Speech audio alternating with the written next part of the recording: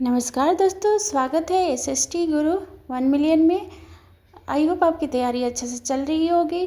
तो आज है 1000 एमसीक्यू सीरीज़ का थर्ड डे, जिसमें मैं ज्योग्राफी का 50 क्वेश्चन लाई हूँ। इससे पहले 2 वीडियो हिस्ट्री का था, जिसमें 100 क्वेश्चन कंप्लीट हो चुका है, जाकर के आप देख सकते हैं। आज का टॉपिक है ब्रह्मांड एवं सौरमंडल, जिससे मैं 50 एमसीक्यू लाई हूँ। तो चलिए शुरू करते हैं। सौरमंडल का जन्मदाता किसे कहा गया है? सौरमंडल का जन्मदाता किसे कहा जाता है? पृथ्वी, सूर्य, चंद्रमा या बृहस्पति? तो सौरमंडल किसके परिवार को सौरमंडल कहा गया है? तो सूर्य का। तो ये हो जाएंगे सूर्य, यहाँ पर आंसर बी। अगला है, सौरमंडल का निर्माण लगभग कितने वर्ष पहले हुआ है? सौरमंडल का जो निर्माण है लगभग कितने वर्ष पहले हुआ है? तो बताइए, ये सौरमंडल का निर्माण लगभग आपका इसका बी आंसर होगा 4.6 to 4.56 अरब वर्ष पूर्व है। चलिए थर्ड नंबर देखते हैं। सूर्य के चारों ओर चक्कर लगाने वाले पिंडों की संख्या कितनी मानी जाती है? तो ये तो पता होगा, कितनी मानी जाती है? 8। तो नेक्स्ट, सूर्य का व्यास लगभग कितना है? सूर्य का व्यास, व्यास मतलब डायमीटर, डायमीटर कितना है? तो बताइए कितना है? 13,93,020 का आंसर होगा, राइट आंसर। याद करते चलिए। नेक्स्ट है, सूर्य पृथ्वी से लगभग कितना गुना बड़ा है? तो बताइए। तो इसका राइट आंसर होगा आपका सी। नेक्स्ट चलिए, सूर्य का द्रव्यमान पृथ्वी से लगभग कितना गुना अधिक है? तो कितना गुना अधिक है बताइए? गुना, सी इसका राइट आंसर होगा। नेक्स्ट आइए, सूर्य के केंद्र का तापमान लगभग कितना होता है? सूर्य के जो केंद्र है उसका तापमान लगभग कितना होता है? तो ये आपका राइट आंसर होगा इसका सी। 15.7 मिलियन के होता है इसका, जो बीच का पार्ट होता है उसका केंद्र का तापमान। तो राइट आंसर सी। नेक्स्ट आइए, सूर्य की सतह का तापमान लगभग कितना होता है? सतह का तापमान कितना होता है लगभग? तो आप बताइए। इसका बी होगा राइट आंसर। नेक्स्ट चलते हैं, सूर्य का प्रकाश पृथ्वी तक पहुंचने में कितना समय लगाता है? तो ये तो बच्चों वाली क्वेश्चन है, ये आपका 8 मिनट 8 सेकेंड लगाता है। नेक्स्ट देखते हैं, सूर्य की सतह पर दिखाई देने वाले काले धब्बे क्या कहलाते हैं? जो काले धब्बे होते हैं सूर्य पर, उसको, इसका राइट आंसर होगा सन स्पॉट, बी नंबर इसका राइट आंसर होगा। सूर्य के काले धब्बों का तापमान लगभग कितना होता है? जो काला धब्बा होता है उसका तापमान कितना होता है? तो उसका तापमान कितना होता है? 1500 डिग्री सेल्सियस से कम होता है। नेक्स्ट चलेंगे, अगला है, सूर्य से निकलने वाला प्रकाश किस गति से चलता है? इसका गति क्या है? 1,00,000 किलोमीटर पर सेकेंड, 2,00,000 किलोमीटर, 3,00,000, 4,00,000? तो इसका राइट आंसर हो जाएगा आपका सी, 3,00,000 किलोमीटर पर सेकेंड चलता है। नेक्स्ट आइए, सूर्य की ऊर्जा का मुख्य स्रोत क्या है? सूर्य की ऊर्जा का मुख्य स्रोत क्या है? कोयला है, नाभिकीय संलयन है, बिजली है या रासायनिक अभिक्रिया है? तो आप प्रमाण चैप्टर पढ़े हैं तो आपको पता होगा, नाभिकीय संलयन है। ये हाइड्रोजन को हीलियम में परिवर्तित करता है। नेक्स्ट आइए, सूर्य के केंद्र में मुख्यतः कौन सी गैस पाई जाती है? तो कौन सी गैस पाई जाती है? हम बता सकते हैं। तो इसका राइट आंसर हो जाएगा हाइड्रोजन। और यही नाभिकीय संलयन करके हाइड्रोजन धीरे धीरे हीलियम में परिवर्तित हो जाती है। हाइड्रोजन की संख्या कम हो जाता है, हीलियम की संख्या ज़्यादा हो जाता है। नेक्स्ट है, ये हाइड्रोजन से हीलियम बनने की प्रक्रिया क्या कहलाता है? तो विखंडन कहलाता है, संलयन कहलाता है, संघनन या वाष्पीकरण? तो यहाँ पर हो जाएगा आपका बी राइट आंसर, संलयन कहलाता है। नेक्स्ट है, ये आंतरिक ग्रह कौन से हैं? आंतरिक ग्रह कौन से हैं? आंतरिक ग्रह बताइए कौन से हैं? तो आंतरिक ग्रह किसे कहा गया है? जैसे देखिए, सन है यहाँ पे 4 ग्रह, यहाँ आपका बुध, यहाँ आपका शुक्र है, मंगल है, फिर है बृहस्पति, और उसके बाद शनि, नेपच्यून, फिर यहाँ पर यूरेनस, फिर नेपच्यून है, ऐसे यहाँ पर इसके बाद है, ये सब इसके बाद है। तो आंतरिक ग्रह किसे कहा गया है? तो आंतरिक ग्रह जो यहाँ बृहस्पति से पहले जो ग्रह है, इसी को आंतरिक ग्रह कहा गया है। आंतरिक मतलब अंदर का ग्रह। अब इसको बाह्य ग्रह बोला गया है चारों को। अब ये आपका गैसियस ग्रह होता है, गैस से बना हुआ रहता है। और आपका पृथ्वी, आपका बुध, यहाँ पर शुक्र, थर्ड नंबर पृथ्वी और मंगल, ये चारों क्या है आपके आंतरिक ग्रह। तो आंतरिक ग्रह कौन कौन हो गया आपका बुध, शुक्र, पृथ्वी और मंगल। राइट आंसर है आपका क्या होगा ए हो जाएगा। आगे आइए, बाह्य ग्रह कौन से हैं, तो जो आंतरिक ग्रह है इसको छोड़ करके बाकी बाह्य ग्रह है। तो कौन कौन हो जाएगा इसका राइट आंसर बी इसका राइट आंसर हो जाएगा आपका बृहस्पति, शनि, अरुण, वरुण, ये हो जाएंगे आपके बाह्य गैसीय ग्रह होता है। किस ग्रह को गैसीय विशाल ग्रह कहा जाता है? इसमें देखिए गैसीय विशाल ग्रह कौन है, बुध गैसीय ग्रह नहीं है, ये है आपका चट्टानीय ग्रह। और पृथ्वी भी चट्टानीय ग्रह है, और बृहस्पति क्या है गैसीय ग्रह है, और मंगल क्या है आपका चट्टानीय ग्रह है। तो गैसीय ग्रह कौन होगा सबसे विशाल, आपका बृहस्पति होगा।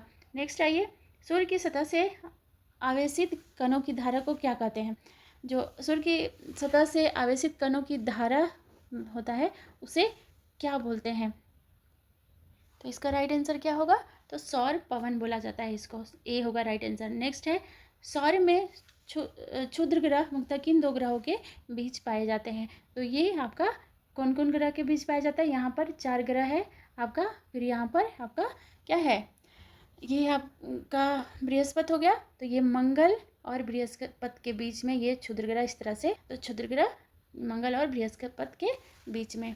नेक्स्ट आइए, सूर्य के बाद सबसे निकटतम तारा कौन सा है? सूर्य के बाद सबसे निकटतम तारा कौन सा है? तो सूर्य के बाद सबसे निकटतम तारा आपका कौन हो जाएगा, तो ये हो जाएगा आपका प्रॉक्सिमा सेंचुरी। यहाँ पर सेंचुरी होता है, सेंटोरी लिखा हुआ है, सेंचुरी, प्रॉक्सिमा सेंचुरी। 22 नंबर देखिए, प्रॉक्सिमा जो सेंचुरी सूर्य से लगभग कितनी प्रकाश वर्ष दूर है? तो ये लगभग आपका 4.5। देखिए 23 नंबर, सूर्य की सतह पर बनने वाली काली परिघटनाओं को क्या कहते हैं? जो सूर्य का सतह है उस पर बनने वाली ये काली, जो ऐसे साइड साइड में नहीं होता है काला काला, इसी को बोला जाता है कोरोना। ये कोरोना इसको बोला जाता है। तो ये राइट आंसर हो जाएगा इसका बी, सूर्य के चारों। अगला देखिए 24 नंबर, सूर्य के चारों ओर ग्रहों की वृत्ताकार कक्षा सिद्ध करने वाले वैज्ञानिक कौन थे? कि सूर्य के चारों ओर ग्रहों की दीर्घ वृत्ताकार कक्षा, तो सूर्य के चारों ओर सब कौन चक्कर लगाते हैं? तो ये आपके थे ये जोनास केपलर। आपका राइट आंसर हो जाएगा सी। नेक्स्ट आइए, प्रत्येक ग्रह की कक्षा दीर्घवृत्ताकार होता है, यह किसका नियम है? तो इसका राइट आंसर हो जाएगा आपका केपलर बी। नेक्स्ट क्वेश्चन, 4 विशाल गैसीय ग्रहों को क्या कहा गया है? बृहस्पति, शनि, अरुण, वरुण सब क्या है, ये है गैसीय ग्रह। तो गैसीय ग्रह देखिए आंतरिक ग्रह तो नहीं होगा, आंतरिक ग्रह कौन कौन होता है, अर्थ ये सब होता है, तो ये आंतरिक ग्रह नहीं होगा। बौने ग्रह इसको नहीं कहा गया है। स्थलीय ग्रह भी नहीं होता, स्थलीय ग्रह भी कौन होता है आपका बुध, शुक्र, पृथ्वी और मंगल होता है। तो जॉबियम ग्रह इसको बोला जाता है, जॉबियम या गैसीय ग्रह बोला जाता है किसको, बाकी बृहस्पति, शनि, अरुण, वरुण को। तो अगला ये इसका डी राइट आंसर हो जाएगा। सूर्य से निकलने वाली प्लाज्मा की धारा से बनने वाले बुलबुले को क्या कहते हैं? राइट आंसर होगा आपका ये हेलियोस्फीयर बोला जाता है, हेलियोस्फीयर के नाम से जाना जाता है। नेक्स्ट है ये, सूर्य अपने अक्ष पर किस दिशा में घूमता है? किस दिशा में घूमता है सूर्य अपने अक्ष पर? क्या पश्चिम से पूर्व, उत्तर से दक्षिण, पूर्व से पश्चिम या दक्षिण से उत्तर घूमता है? पश्चिम से पूरब की ओर घूमता है, इसका राइट आंसर ए हो जाएगा। नेक्स्ट आते हैं, तारे पूर्व से पश्चिम की ओर चलते हुए क्यों दिखाई देता है? तारा जो है क्यों दिखाई देता है ऐसा?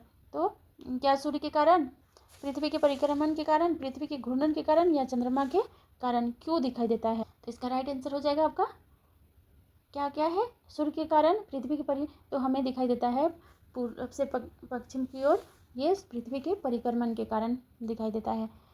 ये ग्रह सूर्य के सबसे निकट किस बिंदु पर होता है?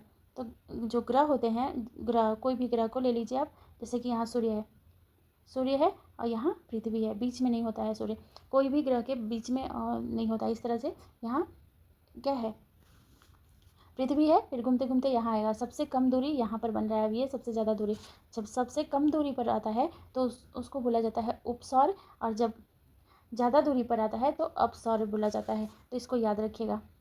तो राइट आंसर उपसौर होगा। ग्रह सूर्य से सबसे दूर किस बिंदु पर होता है?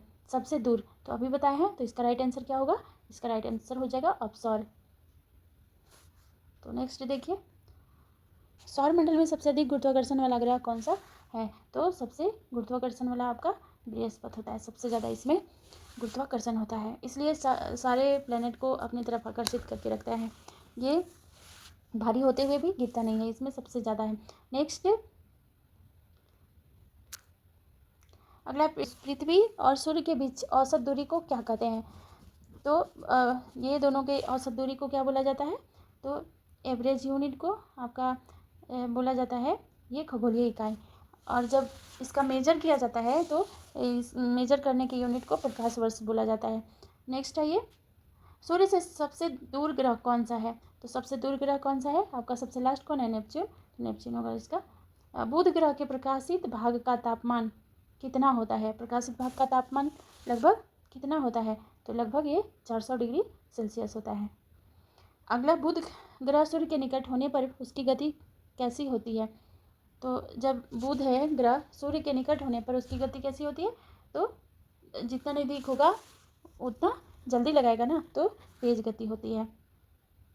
बुध ग्रह सूर्य की परिक्रमा कितने दिनों में पूरा करता है?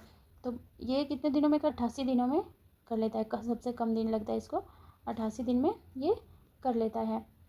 नेक्स्ट आइए, सबसे अधिक परिक्रमण काल किस ग्रह का है? सबसे अधिक परिक्रमण काल, तो सबसे ज़्यादा किसका है?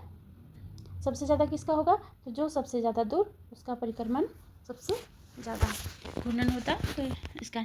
चलिए नेक्स्ट, सौरमंडल का सबसे छोटा ग्रह कौन सा है? तो ये बहुत इजी क्वेश्चन है, आपका बुध हो जाएगा इसका राइट आंसर। नेक्स्ट है ये, सौरमंडल में सबसे कम घनत्व वाला ग्रह कौन सा है? तो ये आपका कौन सा है बताइए? इसका हो जाएगा आपका शनि, ये सबसे कम घनत्व वाला होता है। अब नेक्स्ट है ये, एक अरब रेडियो स्रोत को क्या कहा जाता है? एक अरब रेडियो सोर्स है उसको क्या कहा जाता है बताइए?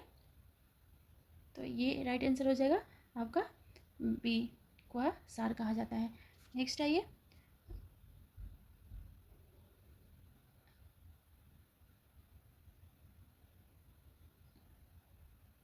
क्वासार शब्द का अर्थ क्या होता है? तो इसका अर्थ होता है चमकीला ग्रह, या अर्धतारकीय स्रोत, गैसीय बादल, या सुपरनोवा। तो इसका होता है आपका बी राइट आंसर, अर्धतारकीय स्रोत होता है। नेक्स्ट आइए, ड्रैगन का पूरा नाम क्या है? ड्रैगन का पूरा नाम क्या है? तो इसका बताइए, ड्रैगन का पूरा नाम आपका double radio source associated with galactic nucleus, तो ये होगा आपका आंसर डी। नेक्स्ट है, विद्युत चुंबकीय विकिरण किससे संबंधित है? विद्युत चुंबकीय विकिरण किससे संबंधित है? ग्रहों से ऊर्जा के विकिरण से, या क्षुद्र ग्रहों से? इसका राइट आंसर क्या हो जाएगा? इसका राइट आंसर ऊर्जा के विकिरण से, सी इसका राइट आंसर हो जाएगा आपका, ऊर्जा के विकिरण से। अब अगला है, 1967 में किस खगोलीय पिंड की खोज हुई थी? 1967 में किस खगोलीय पिंड की? तो ये हो जाएगा आपका पल्सर हो जाएगा। और यही पल्सर आगे जाके ब्लैक होल बनाता है, यही पल्सर ब्लैक होल का निर्माण करता है। नेक्स्ट है ये, डॉग स्टार के नाम से कौन तारा प्रसिद्ध है? डॉग स्टार, इसको डॉग स्टार के नाम से कौन स्टार प्रसिद्ध है? तो आपको पता है कि सीरियस डॉग स्टार के नाम से प्रसिद्ध है। 1916 में सबसे पहले किसने ब्लैक होल की अवधारणा प्रस्तुत की थी? तो राइट आंसर इसका क्या हो जाएगा? तो ये हो जाएगा आपके अल्बर्ट आइंस्टीन इसका राइट आंसर हो जाएगा। नेक्स्ट, ब्लैक होल शब्द का प्रयोग 1967 में किस वैज्ञानिक ने किया? ब्लैक होल शब्द का प्रयोग किस वैज्ञानिक ने किया था बताइए? इसका राइट आंसर हो जाएगा जॉन व्हीलर ने बताया। देखिए अगला, दूरबीन से सबसे पहले सूर्य के धब्बों का अवलोकन किसने किया था? तो गैलीलियो गैलीली ने, यही सूर्य के धब्बों का आकलन किया था गैलीलियो गैलीली ने। मैसेंजर अंतरिक्ष यान किस ग्रह के अध्ययन के लिए भेजा गया था? तो ये इसका राइट आंसर आपका हो जाएगा बुध के लिए भेजा गया था। चलिए 50 क्वेश्चन कंप्लीट हो गया। तो आई होप आपका स्कोर अच्छा हुआ होगा। अपना स्कोर आप कमेंट में ज़रूर बताइए कि आपका स्कोर कितना गया। और थैंक यू फॉर वाचिंग। मेरे चैनल को सब्सक्राइब, लाइक, शेयर कीजिए ताकि आप MCQ सीरीज़ में बने रहें। थैंक